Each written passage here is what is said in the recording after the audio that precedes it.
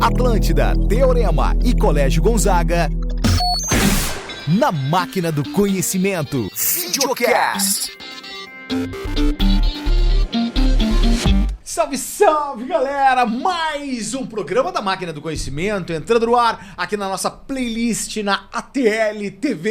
É isso mesmo, subimos a régua, hein? É isso mesmo. E aqui você vai encontrar as melhores dicas, o melhor conteúdo, porque a Máquina do Conhecimento é assim, é a cobertura dos processos seletivos do Enem, do PAV e da prova da Universidade Católica de Pelotas. Vai ter um monte de programa. E você vai poder ver quantas vezes você quiser nessa playlist aqui na ATL TV. E tudo isso, obviamente, chancelado pelos nossos camaradas do Teorema e do Colégio Gonzaga. Estamos começando mais um programa, é isso mesmo. Aqui na tela da sua TV, que beleza, hein? Isso é uma delícia, porque aí você vai vendo cada um dos programas, vai se inteirando. Você quem? Você que vai fazer a prova do Enem, vai fazer o PAV, vai fazer o vestibular da Universidade Católica. E pra você também que não vai fazer nenhuma dessas provas e que gosta de conhecimento, né? Daqui a pouco tá lá no bar, né? Estão conversando sobre alguma coisa e puxa lá, né? Um papo, um assunto, né? E as pessoas vão achar você mais interessante. Isso é maravilhoso. Esta Máquina do Conhecimento, ela é especial porque estamos trazendo aqui os dois. Eles também já passam aqui o ponto já há horas. A gente já conversa há horas. Eu estou falando da história, eu estou falando deste campo do conhecimento. Tá tudo agendado aqui. Tá certo? Tá tudo agendado. Enfim, meus camaradas. Miguel, meu querido, seja muito bem-vindo. Olá, Marcinho. Olá, alunos do Colégio Gonzaga, curso Teorema. Mais um ano, né, de vestibulares. Tenho certeza que os nossos alunos estão muito preparados. E vamos dar aquelas dicas. Boa. As dicas matadoras, né? As dicas como matadoras. Costuma falar. Exato. E vamos para mais um ano. A nossa expectativa é maravilhosa. Os nossos alunos estudaram muito, se prepararam, muitos exercícios. E vamos lá, vamos para as últimas dicas. Simbora lá. Chegando a hora. Chegando a hora, hein? Atenção. Ela também tá aqui, sempre aqui, né, cara? Thay, seja muito bem-vinda, né? Mais um ano, né? Também junto com a gente. Muito obrigada. Gente bonita, coisa boa estar aqui com vocês, com o Marcinho, com o Miguelito, para a gente conversar um pouquinho sobre a prova que vem aí, a prova do Enem, acompanhar vocês nessa reta final, falando um pouquinho sobre as questões, sobre competências, sobre habilidades. E vai ser muito boa essa conversa aqui, hein? Sensacional, hein? Tô sentindo. Tá sentindo aqui, sentindo. Vai aqui, gerar... Ó, muita energia aqui. Vão gerar aqui, muitos cortes, muitos cortes. Vai ter uma coisa muito legal aqui, hein? Atenção, hein? Muito conhecimento, galera, exatamente. Até porque história é isso, né, galera? A gente vai tirando de dentro do baú e é fato, é conhecimento, é coisas que determinam, é coisas que, enfim, contextualizam, né? E a história, obviamente, ela digamos assim, ela também é um pontapé para várias outras, né? Disciplinas. Daqui a pouco tu tá lá fazendo até física lá e aí tem um dado histórico lá sobre alguém e daqui a pouco a questão é de biologia. Enfim, pode ser uma coisa bem louca assim, né? Que eu tô falando. Mas a gente começa falando, como em todos os outros programas, e a gente quer a percepção de vocês dois, porque vocês dois, experientes nas provas de Enem, né? Como que a história ela tá abordada, como que a galera pode esperar fazer uma prova de Enem de história, ok? Como é que a galera vai encontrar as questões lá? Vou começar por ti, Thay. Então, a nossa prova do Enem, ela não traz grandes surpresas para a história, né? Boa. Isso é legal, porque a galera, ela é bem honesta, ela vai seguindo uma tradição. E a nossa prova, ela é muito contextualizada, ela é uma prova bem política, é uma prova de dados, né? É uma prova que busca do aluno que ele realmente tenha competência e habilidade, Boa. Não vá no conteúdo. Se ele vai procurar uma prova de decoreba, ele não vai encontrar. Uma das coisas que a gente mais escuta, tenho certeza que o Miguel também escuta, é aquela ideia de não tem história na prova. Cadê as questões de história, professora? Olha não, aí, calma hein? aí, gente. Tá aqui as questões de história. A história permeia a prova inteira. Boa. Joga com a filosofia, joga com a geografia, Boa. Com a sociologia também. Então, Sim. na verdade, nós temos uma prova que é muito bem contextualizada. É uma prova que tenta incluir, né? Então, ela não é decoreba, ela não vai pela memorização, mas sim pela capacidade que o aluno vai ter de interagir com aquele dado que está ali estabelecido. Seja um trecho historiográfico, seja uma tabela, uma leitura imagética, ele precisa entender aquele conteúdo, ele precisa relacionar, ele precisa se posicionar de forma crítica. Então, ele é o protagonista, né? Sim. É isso que a prova de história vai trazer. Eu acho ela bastante inteligente, na verdade. A galera tem que ler. Bons leitores fazem boas provas, né, Miguel? É essencial. Eu sempre digo isso para os meus alunos. Ter rotina e hábito de leitura diferencia, né? eu tenho certeza que a Taine concorda comigo, nós sabemos quem são os nossos alunos leitores. Porque eles são diferenciados em relação aos outros. E pensando em prova do Enem, a base da leitura é fundamental, né? Eu acho que o Enem ele veio um tanto para revolucionar a disciplina de história, principalmente em termos de avaliação. Porque antes nós tínhamos um processo avaliativo que ia muito na linha daquilo que a Taine estava colocando, que era a decoreba. Sim. Né? Então o aluno enfiava dentro da cabeça, decorava e jogava ali na prova e já não lembrava de mais nada.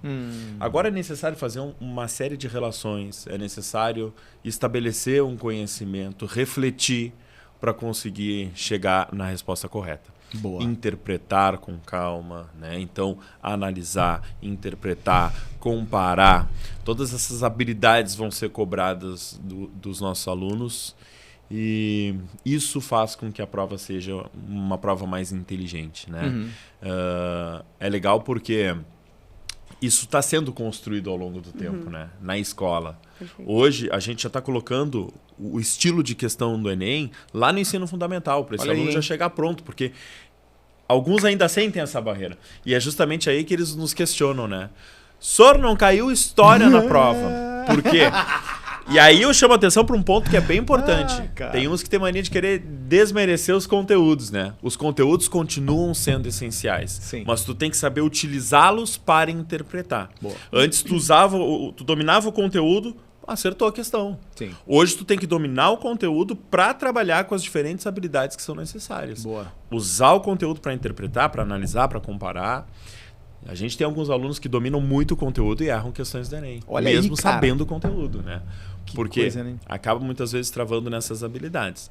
Por isso nós, Curso Teorema, Colégio Gonzaga, trabalhamos muito em cima desse processo de interpretação, de comparação, tá? Em cima das competências e das habilidades que são trabalhadas na nossa prova. E o treino, né, cara? O aluno tem que fazer muita prova, tem que treinar questão, tem que estar ali na ponta. Porque as questões, ela, como a gente já falou aqui em outras máquinas, né? As questões, elas se repetem, né? Entre aspas, né? Obviamente vão ser questões diferenciadas, mas, cara, o que se pede, muitas vezes, são coisas recorrentes, né, da prova. Enfim.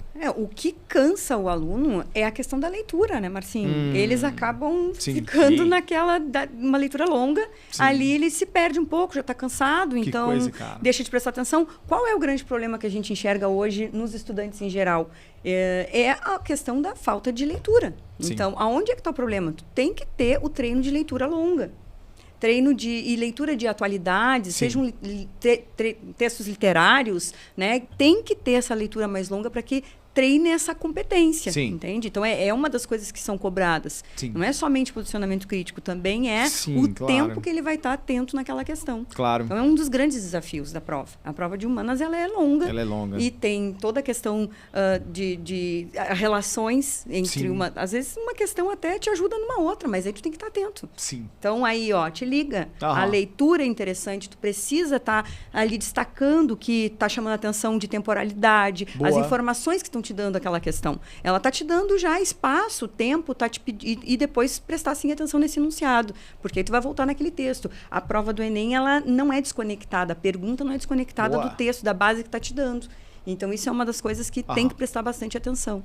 Atenção é o principal. Leitura e atenção. Duas palavras-chave até agora que a gente falou aqui, né? Pra galera poder fazer uma prova de história a contento, né? Vamos pra tópicos e conteúdos agora. Vamos falar de história mesmo, né? Agora vamos falar de conteúdo, porque também a galera tem que saber de conteúdo, né? Pra chegar numa prova e poder destrinchar. Eu até ao longo de todos esses programas, ao longo do tempo, enfim, a gente vai pegando essa questão, esse macete, porque... Tudo bem, o conhecimento é fundamental, mas o conhecimento sem saber utilizá-lo na prova, também o cara já se perde, como tu falou ali, né, Miguel? Com certeza. O cara tem que saber utilizar o conhecimento de uma forma de fazer análises, fazer, né, essa questão de comparação, e a leitura te dá muito isso, né? Te dá, além do vocabulário, obviamente, essa possibilidade de tu fazer análises, né? Análises um pouco mais profundas, enfim, e te dá uma atenção mais... profícua com o texto. Olha, falei bonito, hein? Atenção, vamos lá. Vamos pegar essa palavra aí. Exato, hein? Atenção. Profícua. É isso mesmo. Miguelzinho, vou começar contigo. Vamos falar de conteúdo, vamos falar aí de tópicos de história. Vamos lá. Então, a prova de história, quando a gente trata de conteúdos, vai abranger todo o processo ali das grandes competências que são trabalhados. Então, pega questões que envolvem cultura, pega questões que envolvem relações entre países, principalmente relações que envolvem dominação, colonização, exploração. Boa. Tá? Direitos humanos é um ponto muito tratado na prova. Tá? Sensível. Né? Exatamente. Além dos aspectos culturais. E então, sempre vai vir uma abordagem das questões em cima dessas grandes competências. E a prova do Enem, ela não se prende tanto aos conteúdos tradicionais de história que a gente costuma estudar na escola. Então, envolve, muitas vezes, um texto com uma informação que trata lá do cotidiano do século XVII. Mas aquele cotidiano do século XVII foi trabalhado pelos professores em algum conteúdo de história que eles precisam relacionar. Então, é algo um tanto mais complexo, mais inteligente, né? E que vai envolver não só o domínio de conteúdo, como a gente estava falando, né?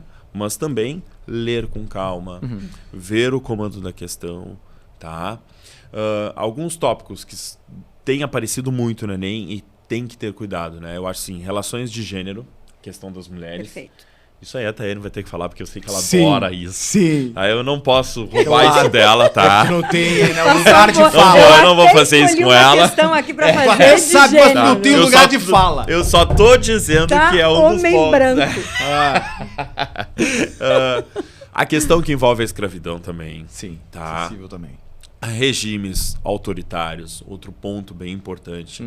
E aspectos culturais, patrimônio cultural tem caído bastante na prova. Então, esses diferentes pontos tem que ficar ligado. Tá? Que a possibilidade de vir na prova é imensa. Tá? Um ou outro, ou todos, com certeza vão aparecer. Sim, tá aí. Olha, vou complementar o que tu disse, sim, porque tu foi bem abrangente, mas é isso aí. Questão identitária, né? Acho que isso é uma coisa bem importante. Como o Miguel disse, não tem... Antes, assim, vamos pensar na escravidão, por exemplo, né? Claro, é um tema que vem bastante na prova. Por quê? Porque, poxa, a nossa sociedade, ela se gere a partir daí, né? Ela tem esse trauma, né, no seu passado. Então, precisa ser trabalhado. Isso tem consequências muito sérias nessas raízes profundas da escravidão e da violência que a escravidão traz. Então, é claro que a prova vai te fazer pensar sobre isso, mas não vai te perguntar quando é que foi a abolição. Ela vai te perguntar o que acontece com essa galera depois da abolição. Boa. Onde eles são inseridos socialmente? Boa. Cadê o que acontece com eles? É pensado em alguma situação de inserção social, de inclusão? Não, não é. Então, nós temos uma marginalização e a prova vai pegar isso. Ela vai costurar isso com diferentes momentos, né?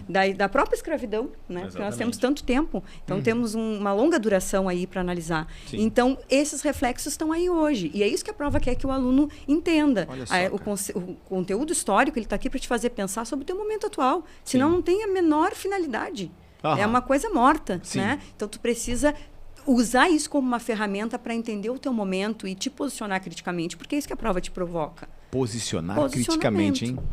Que beleza. Não, e as respostas vão estar ali, né? Todas elas vão estar ali, né? Eu tenho que ver qual é, digamos assim, o comando da questão. O que está se pedindo, exatamente. Né? Porque daqui a pouquinho tem lá um texto que vai falar de uma revolução XYZ, só que vai te perguntar uma outra coisa contextual daquilo ali. Exatamente. Vai te dar informação da revolução XYZ, mas vai querer que tu pense sobre ela. Sim. Quais são os reflexos que tem, ela se relaciona com o quê, as consequências, por que ela acontece, qual é o contexto, né? Então, isso para os movimentos sociais, para todas essas esferas aí que o Enem te cobra. E é uma prova conceitual também, né? Tu tem que dominar conceitos. Olha aí, hein? Tem que dominar o conceito de revolução e entender o que é revolução. Alteridade, revolução, olha aí, hein? Reforma agrária. Entender esses conceitos são essenciais. Porque muito mais do que decorar conteúdo, né? Boa. Que é a grande dificuldade deles. Sim. Porque a decoreba do conteúdo é muito mais fácil. Agora, tu relacionar... Então, mas e o que esse conteúdo te traz? Te traz uma situação de desigualdade social. Exato. E tu tem que entender, bom, isso é desigualdade social. É uma revolução que acontece por quê? Porque existe uma luta de classe aqui, né? Então, isso é o importante. E muitas vezes eles têm muita dificuldade de identificar isso. De fazer então, a análise, exatamente, chegar Exatamente. É uma prova interpretativa, a gente sabe que sim. Interdisciplinar, interpretativa, só que exige deles essa visão geral do conteúdo. Então, não dá para dizer que não precisa saber o conteúdo, precisa. Não, e a história está muito intrincada dentro da prova do Enem, digamos assim, com filosofia, com a sociologia. É uma raiz muito forte entre elas, né? Muito. Porque daqui a pouco vai estar te dando um contexto sociológico, um contexto filosófico, até trazendo personagens filósofos, enfim.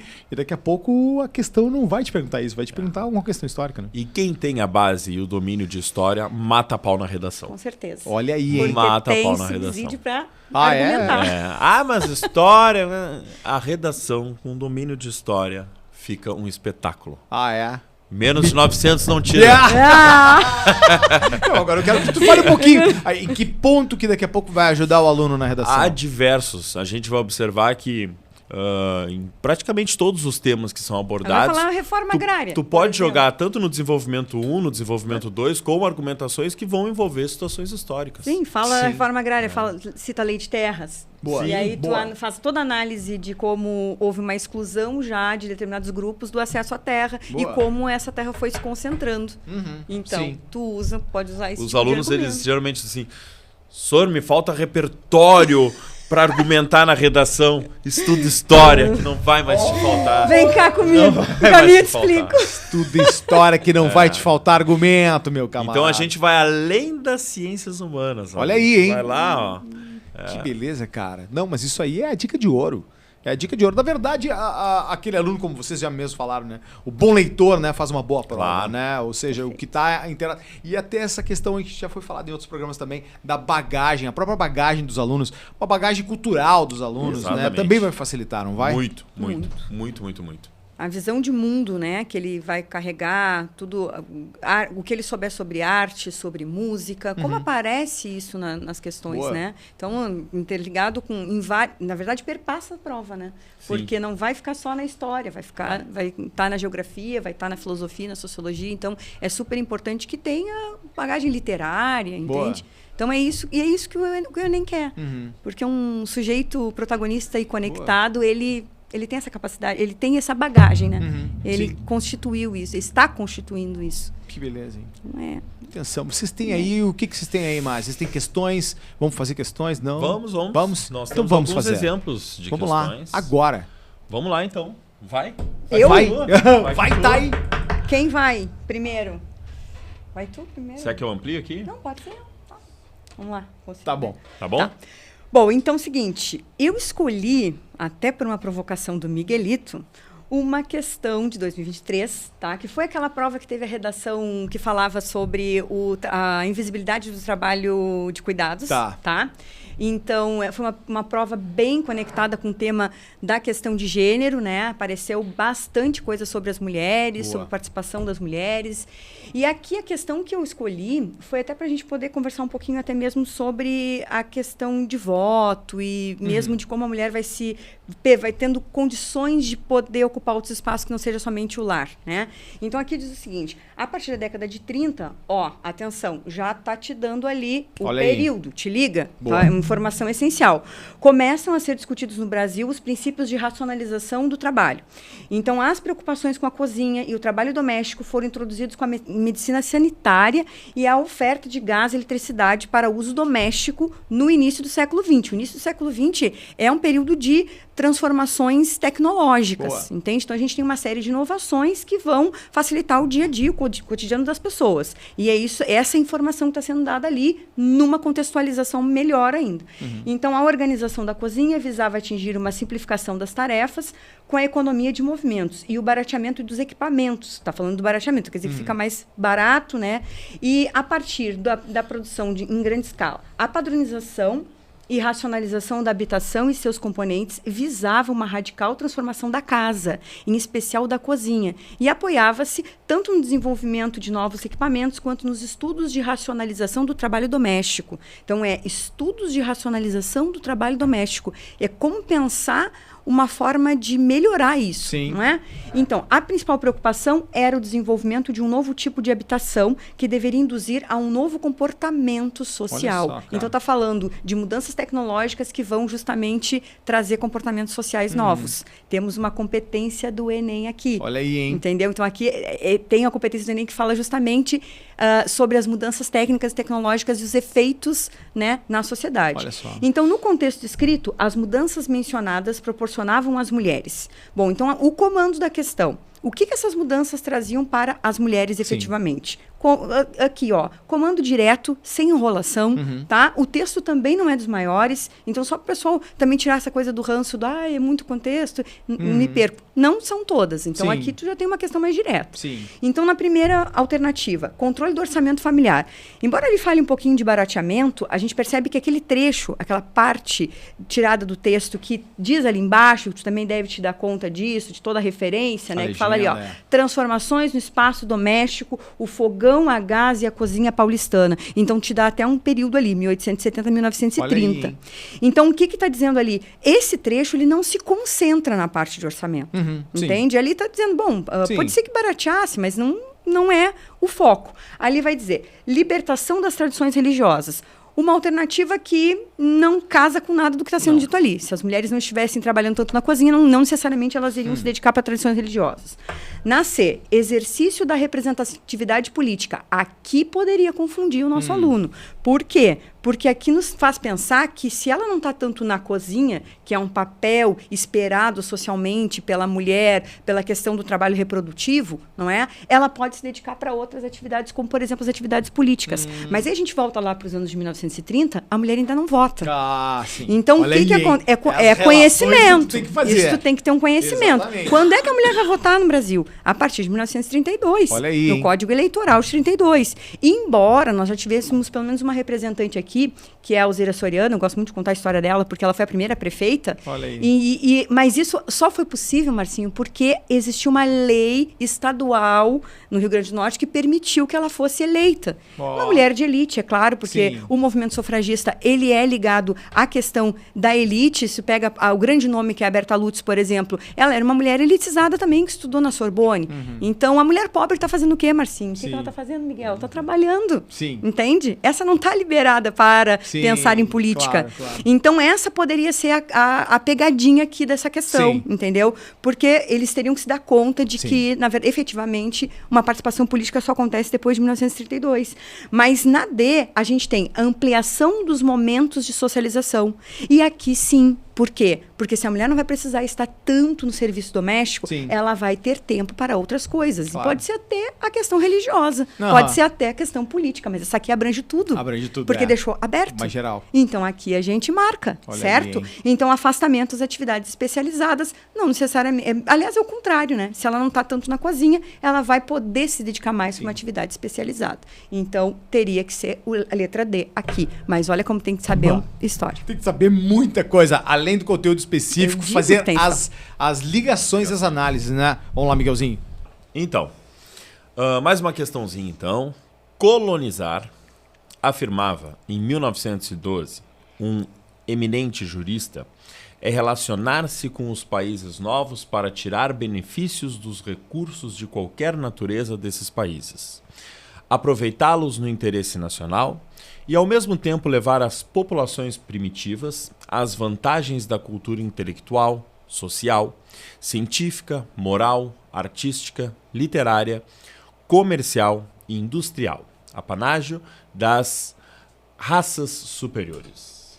A colonização é, pois, um estabelecimento fundado em país novo por uma raça de civilização avançada, para realizar o duplo fim que acabamos de indicar. A definição de colonização apresentada no texto tinha a função ideológica de... Atenção, hein? A gente vai observar, pessoal, assim como na questão da Taiane, olha, mesma situação. A gente já começa com um ano. Professor, é importante decorar a data? Não, mas a gente tem que ter um domínio temporal. Boa. O que estava ocorrendo no contexto daquele início de século, ou daquele fim de século, né? E eu chamo a atenção nesse início aqui de questão para 2 pontos. Colonizar, tá?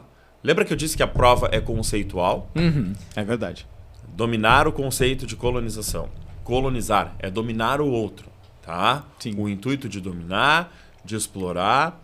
Colonizar em 1912. A gente teve um processo de colonização na Idade Moderna. E a gente teve um processo de neocolonização no século XX. Fim do século XIX, início do século XX ali, tá? Então, só com o início da questão, a gente já consegue se localizar no tempo histórico. Tá falando aqui do imperialismo. Olha aí, tá falando aqui da neocolonização. E nesse momento histórico, o aluno que lê, que estuda, que domina, já recebe uma série de informações só com o iniciozinho da questão. Já lembra do darwinismo social, olha aí, hein? Do Herbert Spencer. A gente vai acabar observando que os europeus, eles dominaram o continente africano, dominaram o continente asiático, com a desculpa de que estariam levando a civilização àqueles povos atrasados. Sim. Mas, na realidade, queriam explorá-los. Tudo isso dentro do contexto de segunda Revolução Industrial, onde vários países desenvolvem o seu processo de industrialização e começam a querer buscar, né, matérias-primas, começam a querer buscar mercado consumidor, mão de obra, explorando essas regiões. Só que a gente vai acabar observando que eles tinham que justificar toda essa exploração. E a justificativa é em cima justamente disso, né? O fardo do homem branco, né? Então, nós, coitadinhos, vamos até a África para libertá-los do atraso e da selvageria. A gente vai fazer esse esforço de levar a civilização, a tecnologia e o desenvolvimento para eles. Só que não, né? O objetivo era explorar. Então, a resposta, letra A, dissimular a prática da exploração mediante a ideia de civilização.